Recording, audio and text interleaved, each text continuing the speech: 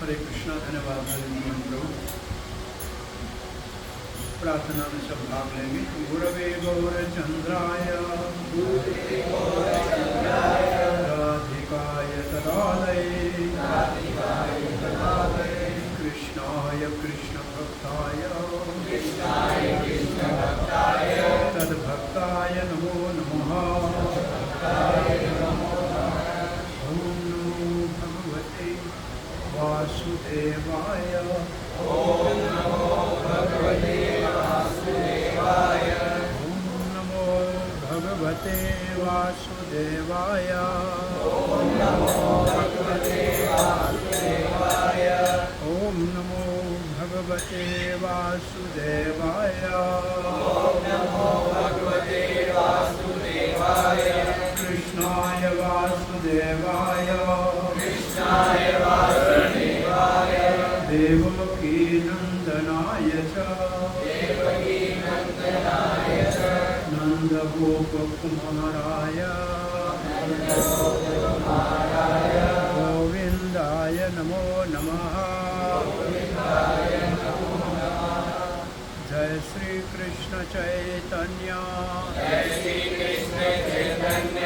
प्रभु नित्यानंद। श्री अद्वैत गदाधर श्रीवास आदि गौर भक्त वृंद।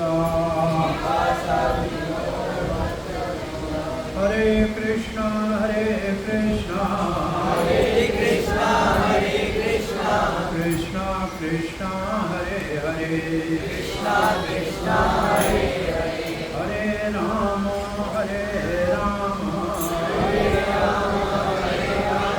राम राम हरे हरे। राम राम हरे हरे। हरे कृष्णा। अंतर्राष्ट्रीय कृष्ण भावना संस्थापक आचार्य श्री कृष्ण कृपा मूर्ति अवैचरनाथ भक्ति वेदांत स्वामी श्री प्रभुपाद जी की अपार कृपा से यहाँ सीकर महानगर में इस कृष्ण भावना अमृत संघ के केंद्र जो शिवत में परिवार में सेवा पूजा के लिए हरि कथा कीर्तन के लिए उपलब्ध कराया है। उनका आभार प्रकट करते हुए ललित गोविंद जी और उनका परिवार जो गत 13 साल से 14 साल से कृष्ण भावना के प्रचार प्रसार की सेवा में संलग्न है। उन सबका धन्यवाद करते हुए भागवत का एक विषय है ईशानु कथा।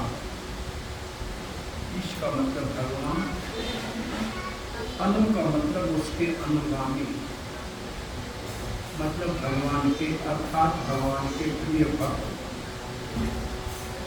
ये कथा भगवान और भगवान के प्रिय भक्तों की कथा हमारे अंतःकरण को, हृदय को शुद्ध करने वाली है। भगवान श्री कृष्ण कहते हैं अर्जुन, जो कहता है कि मैं कृष्ण का भक्त हूँ उसको मैं नहीं जानता। जो कहता है कि मैं श्री कृष्ण के भक्तों का भक्त हूँ, वो भक्त बहुत मुझे प्रिय है। तो आज हम भगवान श्री कृष्ण के प्रिय भक्त, भगवान श्री कृष्ण के भक्तों के प्रिय भक्त, उनके गुणगान करने का जो हमको अवसर मिला है, इससे हम अपनी वाणी को, अपने हृदय को पवित्र करेंगे। आज ब्रज में मूलिया पूर्णिमा कहते हैं। मूड़िया का मतलब सर मुंडवाना। और पूर्णिमा ये जो है, इस दिन ब्रजवासियों के लिए उनके पिता के समान श्रीपाद सनातन गोस्वामी पाद का तिरुभाव हुआ था, शरीर छूटा था। तो सारे ब्रजवासियों ने अपना सिर मुंडवाया। जैसे किसी के पिता का शरीर छूटता है तो पुत्र अपने बाल देता है। और फिर सबने जो नित्य नियम था सनातन गोस्वामी का, गोवर्धन की परिक्रमा करना, सबने गोवर्धन की परिक्रमा की। और आज का दिन वैसे वैदिक पंचांग के अनुसार गुरु पूर्णिमा का दिन है, अर्थात व्यासदेव का प्रकट दिवस है। व्यासदेव ने इस दिन पे वेदों का विस्तार किया। व्यास का अर्थ होता है विस्तार करना। शास्त्र को कहने की दो शैली होती है, व्यास और समास। समास का मतलब कोई चीज़ थोड़े में समझाई जाए, शार्ट में समझाने को समास कहते हैं, विस्तार से समझाने को व्यास कहते हैं। तो आज वैसे भारत के साधु समाज में शिष्यगण अपने गुरुओं की पूजा करने के लिए जाते हैं, क्योंकि गुरु पूर्णिमा का ये पर्व है। परंतु इस कान के अंदर प्रायः हम व्यास पूजा हर गुरु के उसके जन्मदिन के ऊपर ही मनाते हैं। परंतु ये दिन हमारे लिए मूड़िया पूर्णिमा के रूप में सनातन गोस्वामी का तिरुभाव तिथि और फिर कालांतर में परम पूज्य श्री भक्तिचार्य स्वामी महाराज इन्हीं परंपरा के एक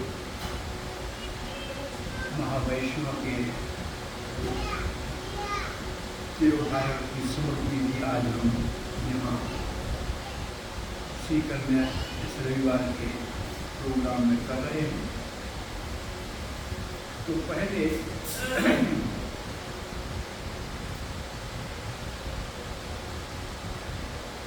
भगवान श्री कृष्ण की ये जो जन्माष्टमी आएगी, ये 5125 साल पूरे हुए। ये जन्माष्टमी विशेष है भगवान की। 5125 या 250 ये देखना पड़ेगा, क्योंकि सारे ब्रज में कह रहे हैं कि ये विशेष दिन है भगवान के जन्म का। और भगवान श्री कृष्ण के स्वयं शिक्षाओं में भगवद गीता में बहुत सारे उपदेशों के साथ एक आदेश है कि मेरे भक्त बनो और मत बनो। आदेश एक है कि मेरा भक्त बनो। और भगवान के जाने के बाद भक्ति कली का भगवान जैसे धराधाम से चले गए, कलयुग शुरू हो गया। तो भक्ति इतनी प्रकट रूप से नहीं हो रही थी, तो भगवान श्री कृष्ण ने पुनः भक्ति सिखाने के लिए चैतन्य महाप्रभु के रूप में राधा भाव में अवतार लिया। तो उनके साथ वो अपने सारे संगी साथी लाए, अपने पार्षद साथ लाए। उन पार्षदों में विशेष रूप से 6 गोस्वामी, षड गोस्वामी हम कहते हैं। ये साक्षात महाप्रभु के अपने शिष्य थे। और इनमें 2 भाई, श्री सनातन गोस्वामी और श्री रूप गोस्वामी, दक्षिण भारत के भारद्वाज गोत्र के ब्राह्मण, कालांतर में वो दक्षिण भारत से बंगाल में आकर गंगा के तट पे रहने लगे। और इन 2 भाइयों को, जो बहुत बड़े विद्वान थे, उस समय गौड़ देश, जिसको बंगाल कहते हैं, उसके ऊपर मुगलों के अंतर्गत नवाब हुसैन शाह का शासन था। उसने इन दोनों को अपने राज में, एक को मुख्यमंत्री और एक को वित्त मंत्री का जो है सेवा के लिए कहा। उन्होंने इच्छा नहीं थी, लेकिन राजा को, बादशाह को मना नहीं कर पाए। फिर भी सनातन गोस्वामी एक दिन देखते हैं कि स्वप्न में कोई ब्राह्मण उनको भागवत दे रहा है। स्वप्न खुला तो सामने कोई नहीं था। सुबह हुई, स्नान किया तो कोई ब्राह्मण वास्तव में भागवत लेकर सनातन गोस्वामी को दिया कि इसका अच्छी तरह से अध्ययन कीजिए। इसलिए सनातन गोस्वामी ने भागवत की प्रार्थना में कुछ विशेष प्रार्थनाएं लिखी कि भागवत मेरे आप मित्र हो, मेरे बंधु हो, मेरा सब कुछ हो, आप सदा मेरे हृदय में वास करो, कभी मुझे छोड़ना मत। 4 एक श्लोक हैं सनातन गोस्वामी के भागवत को प्रार्थना, बहुत अच्छे श्लोक हैं। और फिर जब पता लगा दोनों भाइयों को कि भगवान श्री चैतन्य महाप्रभु संन्यास लेकर नवद्वीप से चले गए हैं, तो बड़े दुखी हुए कि हम महाप्रभु का सानिध्य कैसे प्राप्त करेंगे।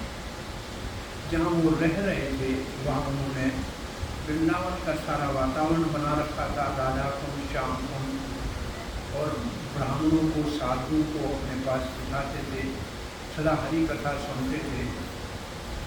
बड़ी विचलता थी कि महाप्रभु का दर्शन कब होगा। तो एक दिन स्वप्न में आया कि आप चिंता मत करो, आप यहाँ गौड़ देश की तत्कालीन राजगादी जो राजगदी थी, कैपिटल थी, राम के लिए, आपको यहाँ महाप्रभु दर्शन देने आएंगे। और 4 साल के बाद चैतन्य महाप्रभु जगन्नाथपुरी से अपनी माँ सची के दर्शन के लिए और गंगा माता के दर्शन के लिए आए। शांतिपुर में अद्वैत आचार्य के निवास स्थान पर रहे और फिर रामकेली में चले। अब भगवान स्वयं चल के अपने भक्तों के पास पहुंचे, और तब ये रूप और सनातन दोनों, इनका तीसरा भाई श्री वल्लभ अनुपम, उनका बेटा जीव गोस्वामी जो विश्व का सबसे प्रकांड विद्वान अपने समय का वो छोटा बालक था, महाप्रभु को प्रणाम किया। महाप्रभु ने दोनों भाइयों को अपने शिष्य के रूप में स्वीकार किया, उनके ऊपर कृपा की। और महाप्रभु ने कहा कि ये क्योंकि मुसलमानों के राज में रहे हैं, उनकी भाषा को जानते हैं, उनके व्यवहार को जानते हैं, उनकी मनोवृत्ति को जानते हैं, इसलिए आगरा और दिल्ली के बीच में ब्रजधाम जो है, वहाँ ये सफलता से भगवान श्री कृष्ण के सारे लीला स्त्रियों को और भगवान के दिव्य मंदिरों को अच्छी तरह से निर्माण करने में सफल होंगे, क्योंकि ये पहले ही उनके मनोवृत्ति को, उनके भाव को, उनकी भाषा को भी जानते हैं। सनातन गोस्वामी बड़ी उम्र के थे। चैतन्य महाप्रभु का आप वृंदावन तीर्थ में जा रहे हो, इतने सारे आदमी साथ ले जा रहे तीर्थ में, इतने, ये शासन जो है इसको सरकार आपको रास्ते में परेशान करेगी, आप अकेले ही यात्रा पे जाना वृंदावन की। तो महाप्रभु ने सनातन गोस्वामी की इस सलाह को, परामर्श को स्वीकार किया और महाप्रभु वापस चले आए जगन्नाथपुरी। लेकिन कहा कि आप दोनों के द्वारा, आपके परिवार को मैं वृंदावन के नवनिर्माण, वृंदावन के दिव्य मंदिरों की स्थापना, भक्ति के शास्त्रों में, वेदों से भक्ति के शास्त्रों का रचना करना और भक्ति का प्रचार करने का कार्य देता हूँ। तो तत्काल ही चैतन्य महाप्रभु जैसे जगन्नाथपुरी से वृंदावन के लिए निकले, रूप गोस्वामी तो इस्तीफा दिया, और इस्तीफा देने से पहले, नौकरी छोड़ने से पहले, उन्होंने जो उनके पास खर्चे के उपरांत जो धन था, स्वर्ण मुद्राएं, वो एक नाव भर के उसके साथ अपने परिवारजनों को अपने गांव में भेजा। एक तो फतेहाबाद है, एक दूसरा नाम है बंगाल का। और स्वयं वहाँ से अपने दूसरे भाई जीव गोस्वामी के पिता श्री वल्लभ, जिसको अनुपम भी कहते हैं, जो राम के बड़े भक्त थे, वो दोनों वहाँ से चैतन्य महाप्रभु से मिलने के लिए निकले। सनातन गोस्वामी पीछे रुक गए और ये दोनों भाई पता लगा कि महाप्रभु वृंदावन जा रहे हैं, तो प्रयागराज में आकर महाप्रभु से मिले। और यहाँ श्री रूप गोस्वामी को श्री चैतन्य महाप्रभु ने 10 दिन कर बैठकर भक्ति के रस अमृत के शास्त्र की शिक्षा के लिए दशाश्वमेध घाट के ऊपर उपदेश दिया। इसलिए हम श्री रूप गोस्वामी को हमारे रस आचार्य,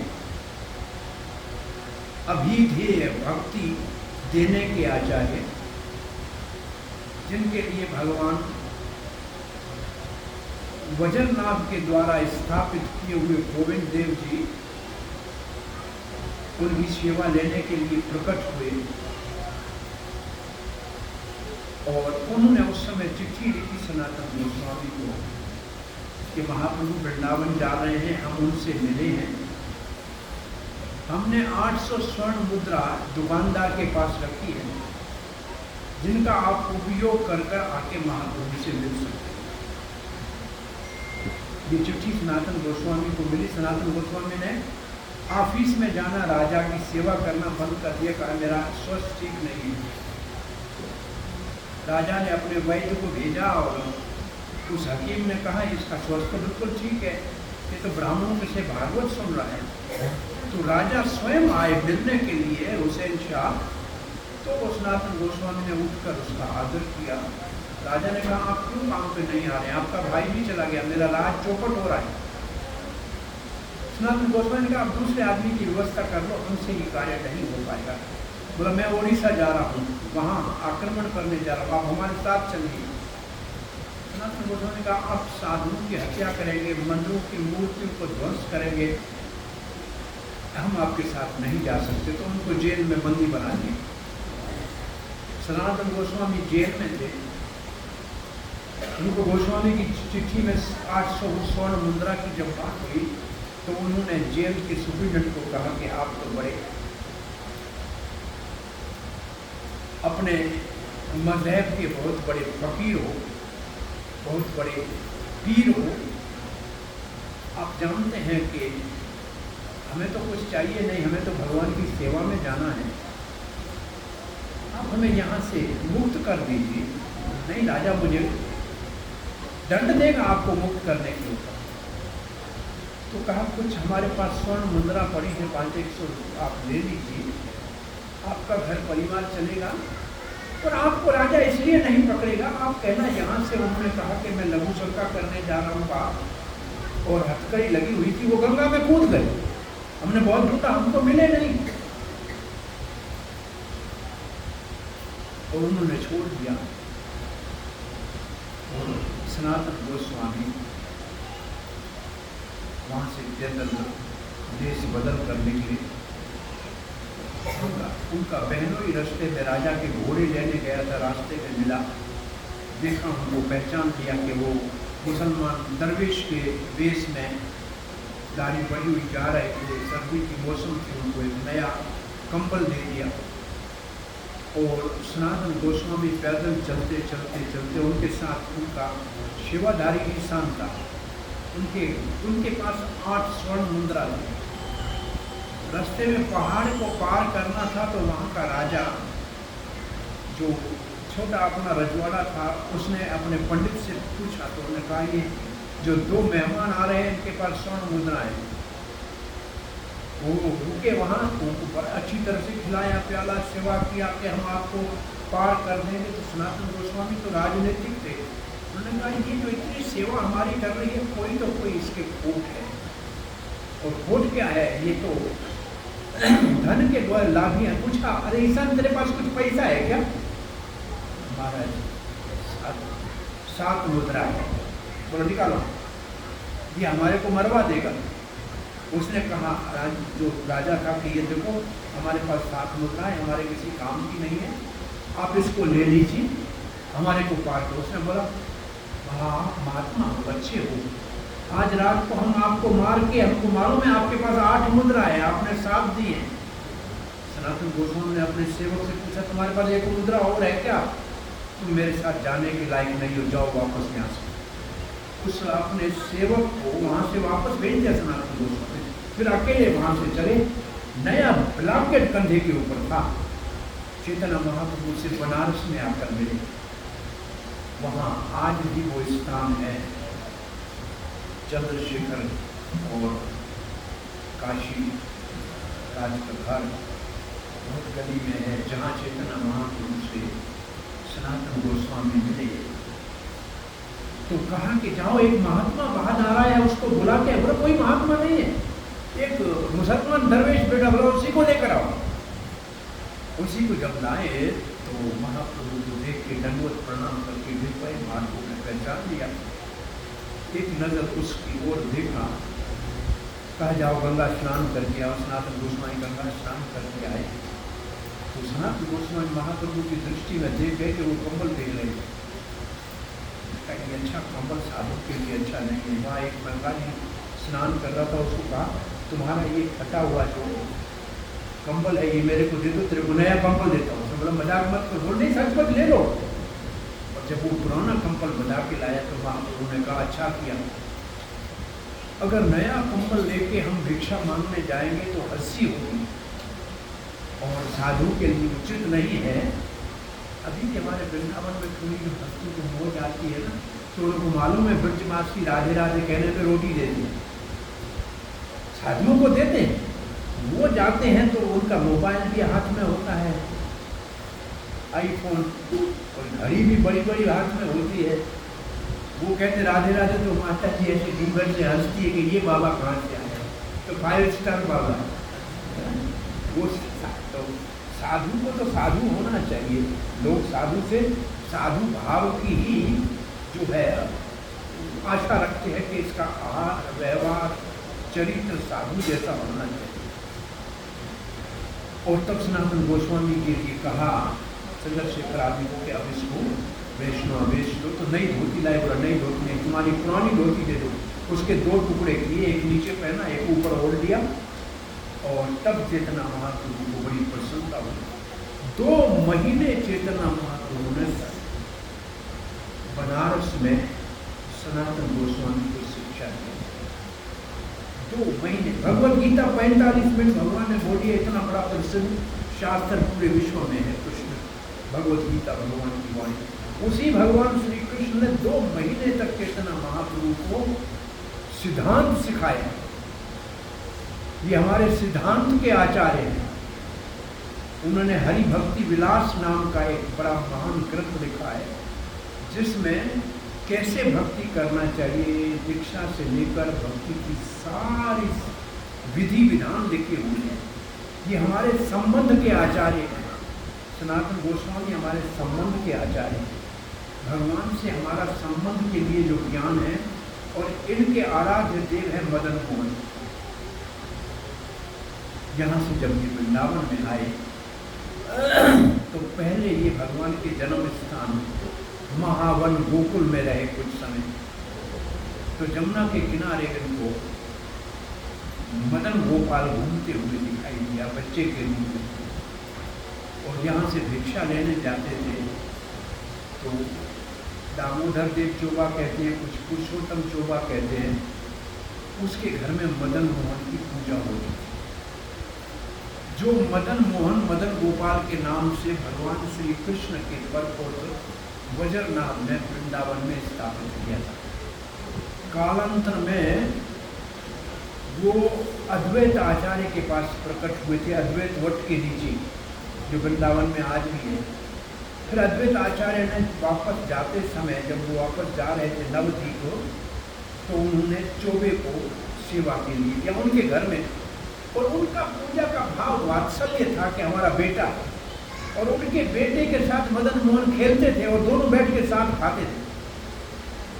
बड़ा आश्चर्य हुआ सनातन गोस्वामी ने कहा, भगवान की पूजा उसके कुछ विधि विधान नियम होने चाहिए, और जब ऐसे कहा तो मदन गोपाल को अच्छा नहीं लगा।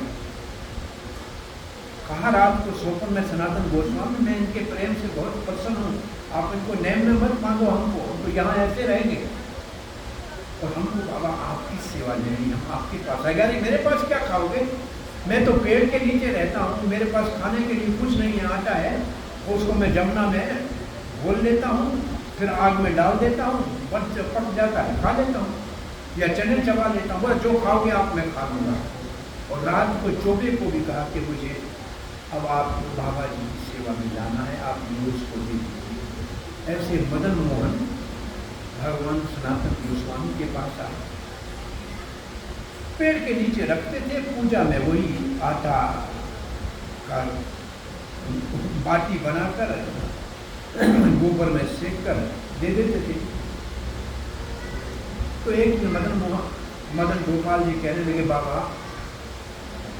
बाटी तुम्हारी बहुत अच्छी है, लेकिन इसमें नमक नहीं, थोड़ा नमक डालो तो स्वाद आने लगे। बाबा ने कहा, देखो नमक हमारे पास जो है वही देंगे, आज नमक मांगोगे, कल चीनी मांगोगे, मैं कहाँ से लाऊं, मैं यहाँ भजन करने आया हूँ, मैं तो भाई ये काम मुझसे नहीं होंगे, अगर करना है तो अपनी व्यवस्था खुद कर लो। तो कपूर जी पंजाब के व्यापारी थे, पानी का नाव लेके सामान आगरा में बेचने के लिए ले जा रहे थे। जहाँ उस स्थान के ऊपर जहाँ जमुना का किनारा है, द्वादश आदित्य टीला है, द्वादश का मतलब 12, आदित्य का मतलब सूर्य। जब भगवान कालिया नाग के ऊपर नृत्य करके बाहर निकले थे तो उनको गर्मी देने के लिए 12 सूर्य नीचे उतर आए थे, तो उस स्थान का नाम है द्वादश आदित्य टीला। उसके नीचे जमुना में उसकी नाव फंस गई और कहा कि नाव यहाँ से नहीं निकली तो एक तो हम कल सुबह पहुँचेंगे नहीं आगरा, तो फिर मार्केट में सवेर पहुँचेगा वही कमाता है, और दूसरा रात को यहाँ रहे तो लुटेरे लूट लेंगे। और वैसे भी ब्रज में कहते ब्रज को पास बड़ो कठिन मोरे भाई, बाहर बंदर अंदर चूहा चोर बड़ो दुखदाई। ब्रज में रहोगे, बाहर कपड़ा सुखाओगे तो बंदर फाड़ जाएगा ले जाएगा, अंदर रखोगे तो चूहा खा जाएगा, दोनों से बच गया तो चोर ले जाएगा। तो ब्रज में बैठ रहना बहुत मुश्किल है। और ब्रज के चोर के लिए तो ये कहते हैं कि माठ को चोर, माठ जमुना के दूसरी तरफ है, माठ को चोर ब्रज को ऐसे ताके जैसे चंदा को चकोर। वो शाम को शाम की आरती जो होती है, संध्या आरती, उसके समय ऊपर चढ़ गए सोने को कलश उतारने का मदन मोहन का, और शयन आरती तक आवाज का घंटे का बजे तो वो भी ठक ठक करते, और रात तक उतार के नदी में उठा के दूसरे तरफ चले भी गए। तो ये चोर बहुत बड़े प्रसिद्ध है वहाँ के, वो डर गए कि हमारा सामान ही कोई चोरा जाएगा। तो वहाँ मदन मोहन ही उनको मिले, बच्चे के रूप में खेलते गोपाल, तो यहाँ कोई है, यहाँ कोई है, तो ऊपर बाबा है, अब आपकी सहायता कर सकता है। वो चल के सनातन गोस्वामी के पास आए, बोला महाराज हमारा जहाज ऐसे फंस गया है, पानी का यहाँ से निकलेगा नहीं, तो बड़ा संकट है। बोला भगवान गोपाल जी की पूजा करो, सामने मदन गोपाल है, प्रार्थना करो, आपका कल्याण होगा। थोड़ी देर में बहाव नदी में एक ऐसा उतार आया, फिर चढ़ाव आया और जहाज वहाँ से निकल गया। तब तक उन्होंने कहा जहाज निकल गया, जहाज निकल गया। बोला फिर मैं इसमें जो भी बचत होगी, कमाई जो भी होगी, सारी मदन गोपाल जी की सेवा करूँगा। तो कपूर जी को जो कुछ वहाँ से कमाया, वापस आके बहुत सुंदर पहला वृंदावन का मंदिर मदन मोहन जी का मंदिर, और ये सुंदर विग्रह रूप गोस्वामी ने देखा, चैतन्य महाप्रभु को इसका समाचार भेजा। और ये आज भी मंदिर वृंदावन में उस जमाने का बना हुआ लाल पत्थर का है, जिसका ऊपर का हिस्सा औरंगजेब के समय में तोड़ा हुआ है। उसको पुरातत्व विभाग का लिखा है ऐसे का ऐसे। अब उसके पास में दूसरा मदन मोहन का नया मंदिर बनाया। और उसके दोनों मंदिरों के बीच में सनातन गोस्वामी की समाधि है, जहाँ उन्होंने अपना शरीर छोड़ा था। वो सनातन समाधि मंदिर है। तो मदन मोहन को यहाँ मंदिर तोड़ा तो मदन मोहन जी को वहाँ से जयपुर के महाराज लेकर आ गए गोविंद देव जी के साथ। और महाराज की पुत्री जो थी वो बड़े प्रेम से मदन मोहन की सेवा करती। और उसके विवाह का जब प्रस्ताव आया तो उसने कहा विवाह मेरा तो मदन मोहन सब कुछ है, मैं कहीं नहीं जाऊंगी, परंतु अब मर्यादा है, कन्या को जाना है तो मेरे साथ में मदन मोहन को ले जाऊंगी। राजा ने कहा देखो मैं एक जैसे 3 मूर्तियां बना दूंगी, तेरे आंखों के ऊपर पट्टी बांध दूंगा, तुमने मदन मोहन अपने को पहचानो तो साथ ले जाओ। इसने प्रार्थना की कि भगवान मैं तो आपके बगैर जी नहीं सकती, आप मुझे बताइए मैं आपको कैसे पहचानूंगी, मेरे आंखों में तो पट्टी बंधी हुई है। बोला बांसुरी लेके सब में डालना, हर के हाथ में चली जाएगी, जब मैं असली हूँ उसमें टेढ़ा हाथ करूंगा उसमें जाएगी नहीं तो मुझे पहचान देना। तो ये सब मूर्तियों में गई तो बांसुरी हाथ में जा रही थी। और ये जो स्वयं वो मदन गोपाल था वो हाथ चढ़ा के अंदर गई नहीं। इसने बोला ये, राजा ने कहा आपने अपने ठाकुर जी को पहचान किया। तो वो मदन मोहन जो सनातन गोस्वामी ने स्थापित किया था वृंदावन में, जो अद्वैत आचार्य के द्वारा भी पूजित थे, वो आज करौली में पूजे जाते। और ये तीनों मूर्तियां जब तैयार हुई थी तो वज्रनाभ ने उत्तरा परीक्षित की माता को कहा था देवी आपने श्री कृष्ण को साक्षात देखा है, इन तीनों विग्रहों को देखो कि कैसे बने हैं। तो माँ ने मदन मोहन को देख के इसके चरण साक्षात श्री कृष्ण जैसे, गोपीनाथ को देखा तो बोला इसका वक्ष छाती श्री कृष्ण जैसी, और गोविंद देव को देखा तो कहा इसका मुख श्री कृष्ण जैसा। 3 जगह कृष्ण टेढ़े हैं और चरण मदन मोहन के, वक्षस्थल गोपीनाथ का और मुख गोविंद देव जी का। तीनों विग्रहों को एक दिन में देखने का मतलब साक्षात श्री कृष्ण का दर्शन करें। तो कोई वृंदावन से निकले मदन मोहन का दर्शन करके फिर गोविंद देव का और फिर गोपीनाथ का कर ले, और फिर सनातन गोस्वामी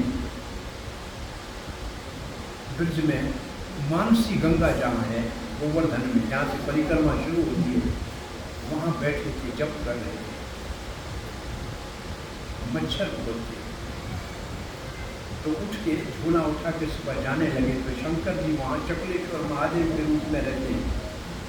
उन्होंने कहा कहाँ जा रहे हो बाबा, आप यहाँ भजन करते हो, मुझे बड़ा अच्छा लगता है, आप मत जाओ। बोला मच्छर खाते हैं। बोला आज से कोई मच्छर यहाँ नहीं है। और वहाँ आज तक मच्छर नहीं है जहाँ सनातन गोस्वामी बैठ के भजन करते थे। और फिर सनातन गोस्वामी आज नंदगांव जहाँ है पावन सरोवर, उसके पास उनकी भजन कुटी है, वहाँ बैठ के भजन किया करते थे। कुछ नहीं खाते थे, सिर्फ भजन करते थे। भगवान उनके लिए दूध स्वयं कृष्ण लेकर आए। वहाँ से पास में रूप गोस्वामी रहते थे, सामने 13 कदम के पास। वहाँ उनके पास गए। ये प्रसिद्ध है कि रूप गोस्वामी ने देखा कि मेरे गुरु समान मेरा भ्राता आया है, तो इसके लिए मैं कुछ खीर बनाऊँ। इतनी देर में कोई बहुत 11-12 वर्ष की लड़की दूध ले आई, चावल ले आई, चीनी लाई। बाबा ने कहा बेटिया तुम ही खीर बना दो। खीर बना दी, भोग लगाया, बच्ची तो चली गई। सनातन गोस्वामी ने खीर खाया। बोला ये कहाँ से आई? मैंने कोई बाल्टी, बोला बाल्टी कोई नहीं है, तो राधा रानी की जो हमको खीर बनाने के लिए व्यवस्था। आपने अपनी स्वामी जी को सेवा में क्यों लगाए? हम राधा रानी की सेवा करने के लिए आए हैं, उनको सेवा में लगाने के लिए नहीं आए। इसलिए मूर्ख लोग जो नहीं जाते हैं सहजिया, वो जो ये कहते हैं राधे राधे श्याम मिला दे, तो ये मूर्खता देती है। राधा रानी को शाम के मिलाने की सेवा में लगाना चाहते हो क्या? तुम्हारा ये धर्म नहीं है। तुम्हारा काम है राधा को कृष्ण की सेवा, कृष्ण और राधा को मिलाना। राधा तुम्हारे को कृष्ण से मिलाए, ये उसका अर्थ नहीं होना चाहिए। सो रूप गोस्वामी ने एक पद लिखा था राधा रानी की सुंदरता में कि उनकी वेणी जो पीछे चोटी है वो सरपणी के फूल फन जैसी लगती है। सनातन गोस्वामी ये उतना अच्छी नहीं लग रही। राधा रानी की चोटी को सांप के फन से कैसे आपको दे सकते हैं तुलना? और वहाँ से गए राधा कुंड में स्नान किया, तो सामने दूसरी तरफ झूले में लड़कियों को झूलते देखा, और लड़की के झूले के साथ उसकी चोटी पीछे देखी, कब लाली शाम शाम, और एकदम भागे बच्चों को बचाने के लिए, और दोनों लड़कियां हंस रही थी। और जैसे वहाँ पहुँचे तो वहाँ थी नहीं। वो जगह आज भी राधा कुंड में है जहाँ राधा रानी ने सनातन गोस्वामी को दर्शन देके ये दिखाया कि उसकी चुटिया वास्तव में सांपनी के फल जैसी है। तब सनातन गोस्वामी समझ गए कि ये सत्य है। ऐसे राघव गोस्वामी ने जो लिखा है, और ये प्रमाण रूप से राधा रानी ने दर्शन दे दिया। और फिर रोज की परिक्रमा का नियम था सनातन गोस्वामी का, गोवर्धन का। और जब वृद्ध हो गए, चल नहीं पाते थे, तो एक दिन भगवान श्री कृष्ण ने कहा, बाबा अब परिक्रमा की आवश्यकता नहीं। बोला मेरा नियम है।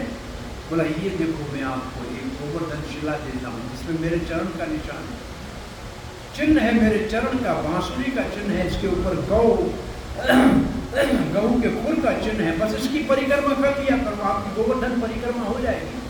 वो चिन्ह आज भी दादा दामोदर मंदिर में पूजनीय है, और वहाँ भगवान ने हाथ से दी थी।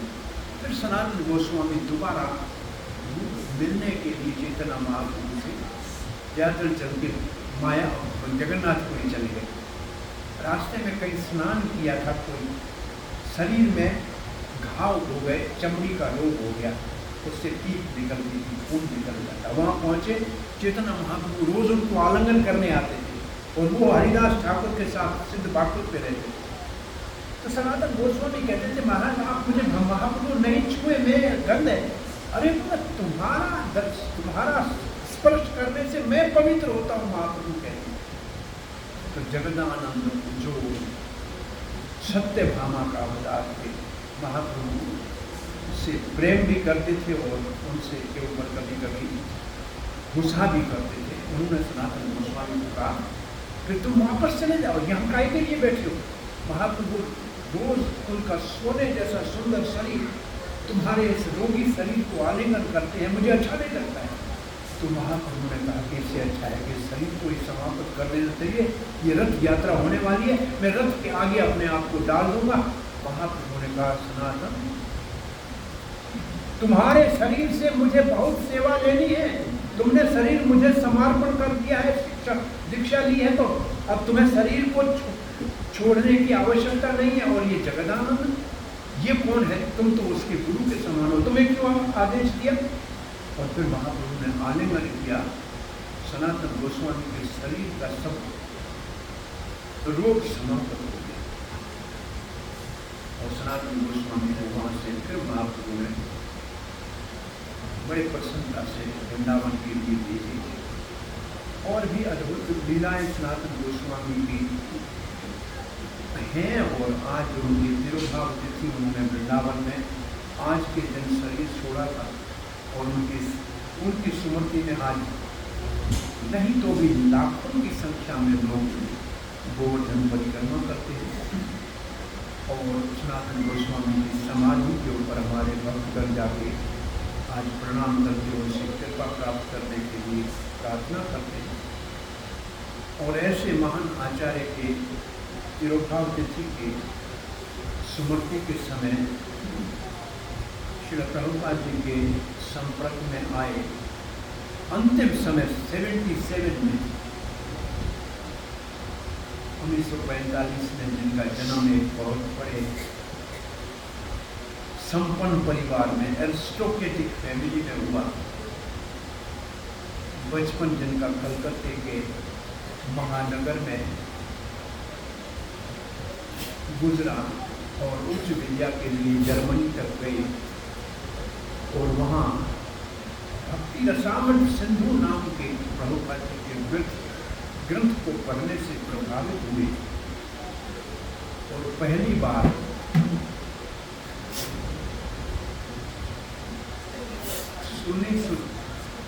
जनवरी के महीने में प्रयागराज में, जहाँ रूप गोस्वामी को चैतन्य महाप्रभु ने भक्ति रसामृत सिंधु का उपदेश किया था, वहाँ श्रील प्रभुपाद से पहली बार भक्तिचार्य स्वामी महाराज मिले और मात्र 3 महीने के बाद गौर पूर्णिमा के समय मायापुर धाम में हरिनाम के साथ ब्राह्मण दीक्षा दी गई और वृंदावन धाम में स्नान यात्रा के दिन मात्र 2 महीने के बाद अक्षय स्नान यात्रा जगन्नाथ रथ यात्रा जुलाई में होती है, 15 दिन उससे पहले मात्र 6 महीने में जनवरी से लेकर जुलाई तक महाराज को संन्यास भी दे दी और श्रील प्रभुपाद ने भक्तिचार्य स्वामी महाराज को अपना भारत की गतिविधियों के लिए सचिव के रूप में और प्रभुपाद के सारे ग्रंथों को बंगाली भाषा में अनुवाद करने का आदेश दिया। मात्र 1 वर्ष भी, जनवरी 77 से लेकर नवंबर 77, वर्ष भी पूरा नहीं है, मात्र 9 महीने हैं। लेकिन जैसे 9 महीने में पूरा बच्चा जन्म ले सकता है संसार का, तो आध्यात्मिक परिपक्व 1 वर्ष के सानिध्य में प्रभुपाद जी के सेवक भी रहे, रसोई बनाना भी प्रभुपाद ने उनको सिखाया और फिर भक्तिचार्य स्वामी महाराज ने प्रभुपाद के तिरुभाष के उपरांत हमारा पहला महाराज का दर्शन मायापुर में हुआ, जब वो विशेष रूप से प्रभुपाद जी के सारे ग्रंथों का बंगाली में अनुवाद कर रहे थे। 1904 की बात, 96 में महाराज ने सब ग्रंथों का अनुवाद पूरा कर दिया।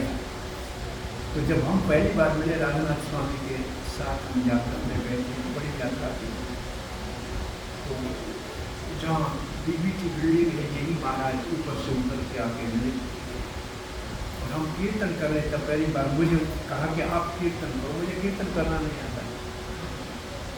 तो मैं मायापुर था, निताई गौरंगा इस करके 5-7 मिनट ऐसे गाया कि महाराज ने मुझे पहले आदेश दिया कि कीर्तन करो।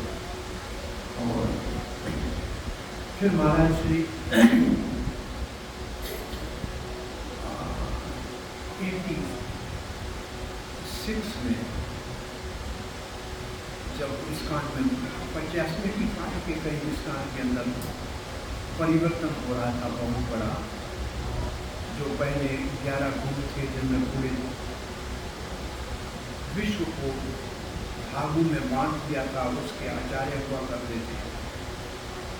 उनमें समस्या 1 साल में शुरू हो गई, तो 2 भारतीय गुरुओं को उन्होंने शामिल किया, क्योंकि भारत में समस्याएं हो रही थी। तो परम पूज्य गोपाल कृष्ण गोस्वामी महाराज और स्वरूप दामोदर स्वामी महाराज, इन दोनों को 2 और गुरु ऐड किए थे 82 में। फिर 85 तक आते आते जो प्रभुपाद के वरिष्ठ सन्यासी शिष्य, उन सबको गुरु की जो सेवा दी गई, तो तब महाराज सन्यासी जो थे ही, तब गुरु की सेवाओं को करना शुरू किया। इसके अंतर्गत प्रभुपाद की जीवनी के ऊपर जो अभयचरण नाम का एक महाराज सन्यासी होते हुए भी एक फिल्म डायरेक्टर की तरह उनकी शूटिंग करने के लिए वृंदावन में आए थे। तब हम वृंदावन मंदिर के संचालन के काम को मैनेजमेंट में जनरल मैनेजर। तो उस समय महाराज जो भी सेवाएं वहाँ आवश्यक थी, उन सब सेवाओं की व्यवस्था करने का, महाराज की सेवा करने का सब अवसर मिला। फिर इस्कान के इतिहास में मात्र 10 महीने और 20 दिन में इतना बड़ा सुंदर उज्जैन के अंदर मार्बल का वाइट मंदिर का निर्माण इतिहास में इतने थोड़े समय में पहली बार हुआ है। हालांकि बहुत जल्दी प्रभुपाद ने वृंदावन मंदिर को बनाने का प्रयास किया, लेकिन नहीं, ये मंदिर सबसे कम अरसे में बना और थोड़े ही समय में बहुत बड़ा प्रभाव उसका और पूरे मध्य प्रदेश में दिखने में लगा। उस बीच में मेरे ख्याल में 14-15 मेरे को याद नहीं आ रहा है, विशेष साल महाराज ने कहा कि आप उज्जैन में आके भागवत कथा करो। उस समय मैं बांग्लादेश जाने वाला था दुबई भक्तों के साथ। तो मैं दिल्ली में था, मैं गुड़गांव में मैं जिस घर में रह रहा था महाराज के सामने रहे हुए थे, वहाँ शोर हो रहा था। महाराज उसी घर में आए जहाँ मेरे को रहना था। मैं वहाँ पहुँचा तो महाराज आए, बाहर बोला बंगाल में जाके क्या करूँगा, उज्जैन में आके कथा जगन्नाथ के रथ यात्रा के समय जो आदेश महाराज वहाँ महाराज के मैं दूसरे सामने वाले घर में जाके तो महाराज भी सुबह दूसरे दिन बाहर जाने वाले थे, मैं भी कहीं बाहर जा रहा था उसको। तो वापस आया तो पहली बार इस बार मैं गया था बहुत समय के बाद मुझे, और मुझे अच्छा लगा कि गतिविधियाँ महाराज की उपस्थिति में जैसे चल रही थी वैसे और उससे भी 1.25 गुना ज़्यादा ही चल रही है। मंदिर का सेवा पूजा और ये जगन्नाथ रथ यात्रा का कार्यक्रम उन्होंने बताया पहली बार वो कथा हुई थी, तब से 7 दिन जगन्नाथ की रथ यात्रा के बाद ये उत्सव आज भी मनाया जा रहा है। उस कथा में महाराज आसन ला के बैठे थे। वो जब मंदिर अपना है उस मंदिर के लेफ्ट हैंड साइड पे, जिसको गेट नंबर 1 कहते हैं, वहाँ ये कथा हुई थी। और ये उज्जैन की भागवत कथा सुबह शाम होती थी। और ये कथा उन्होंने उस वक्त यूट्यूब में डाली थी। सबसे ज़्यादा भागवत कथा जो 80,000 से ऊपर जिसका देखने वाले हैं वो उज्जैन की कथा है, वो बहुत प्रसिद्ध कथा है। और महाराज एक दिन आके कथा में बैठे और महाराज की यह आशीर्वाद से वास्तव में की कथा बहुत प्रसिद्ध हो गई।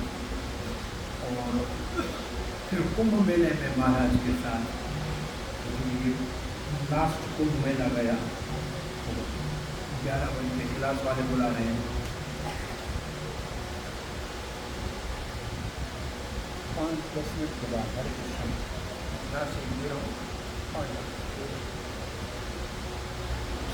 उज्जैन कुंभ मेला जो गत कुंभ मेला गया उसमें महाराज एक बहुत बड़ा 1 करोड़ रुपये का मल्टीमीडिया का डोम लगाया था, जिसमें सारी कृष्ण लीलाएं दिखानी थी। बहुत बड़ा एक 12-15 प्रोजेक्टर था। मीटिंग किया महाराज के साथ, वो बैठे। उस कुंभ मेला में बहुत ज़्यादा महाराज ने सहयोग किया प्रसाद वितरण करने का। महाराज स्वयं कुंभ मेला में आते रहे। मंत्री आया एक दिन, जब वहाँ आंधी तूफान आई तो महाराज के विषय में पूछ रहे थे। तो महाराज का प्रभाव बहुत पूरे स्थान में तो अपने स्थान पे है जीडीसी के रूप में, परंतु वास्तव में मध्य प्रदेश के अंदर महाराज के मंदिर का प्रभाव और जो विस्तार से बढ़ रहा है वो बहुत ही सराहनीय है। और महाराज 74 साल की उम्र में कोई बहाना नहीं है। कहा एक दिन महाराज कहा था कि तमाम कृष्ण महाराज प्रभुपाद के सेक्रेटरी से मुझे बुलाया करते थे सेवा के लिए, आज मुझे बुला रहे हैं कि प्रभुपाद जो है आपको याद कर रहे हैं। ऐसे महाराज ने एक दिन पहले कहा था। और हमने कुछ दिन पहले महाराज के तिरुभाव के वृंदावन में कहा था कि कोरोना तो बहाना था, कोई जैसे वृद्धासुर को मारने से वज्र ने नहीं मारा था, वो पहले ही भगवान के धाम चले गए, इंद्र ने वज्र बाद में चलाया। इसलिए महाराज को तो प्रभुपाद ने कहीं और सेवा के लिए बुला लिया, यहाँ से तो एक बहाने से चले गए। आज भी महाराज अपनी कृपा के साथ सबके ऊपर अपना अनुग्रह और कृष्ण प्रेम की शिक्षा उनकी और उनकी वाणी और उनके जो भक्त हैं वो आज भी हमारे लिए एक मार्गदर्शक हैं। महाराज के चरणों में प्रार्थना करते हैं, वैष्णव जाता नहीं है, वो सदा ही हमारे ऊपर कृपा करने के लिए उपलब्ध रहता है। इन शब्दों के साथ सनातन गोस्वामी बहादुर शिला भक्तियाल स्वामी के महाराज के चरणों में प्रणाम करके आज की कथा को यहाँ विराम देते हैं। अब आप थोड़ा समय महाराज के भगवान महाराज की जो भी मेंबर्स यहाँ सेवक जैसे सेवक करेंगे।